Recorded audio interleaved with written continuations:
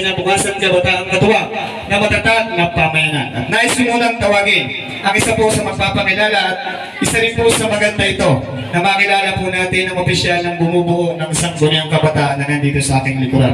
Bagamat yung pong ilan ay wala po dito, ay nais kong hingan ng mensaheng pagbati. Ay dito na lang siguro, no? Since present. Okay, tinatawagan po natin ang isa po sa isa sa kawani ng Sangguniang Kabataan, SK Kagawad, Jana Joy Castillo.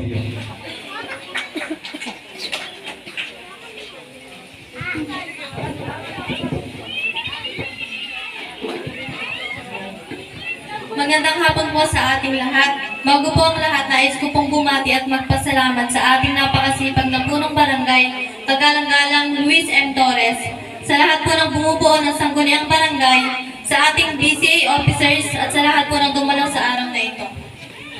Nais ko po munang magpakilala. Ako po si Hannah Olagar Castillo, pang-apat sa bilang ng mga SK Kagawad. As a Committee on Finance and Appropriation, as a SK Kagawad, napakahalaga pong magkaroon ng ganitong pagtitipon para mapag-usapan ang aming budget at maipaliwanag po sa inyo ang mga nilalabas naming pera at magkaroon ng proyekto para sa ating barangay. Since ako po yung humahawak ng Committee ng Finance, nais ko pong ipaliwanag sa inyo ang mga nailabas naming pera, kung saan ito ginamit at sa kasalukuyan naming budget ngayon. Sisimulan ko po sa aming monthly hono. January to February 2025 ay tumanggap po kami ng aming monthly honorarium.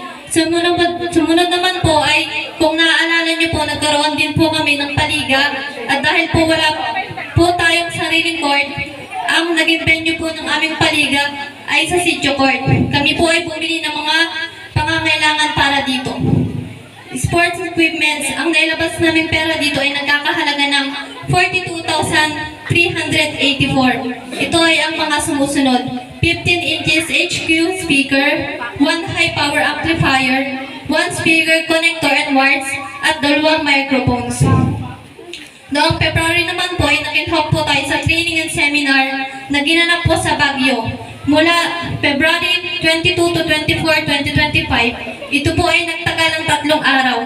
At dahil po sa kakulangan ng ating budget, dahil kaunti lamang po ang budget ng SK Maligiw, ang tanging nakasama lamang po ay 3 kagawad at SK chairperson.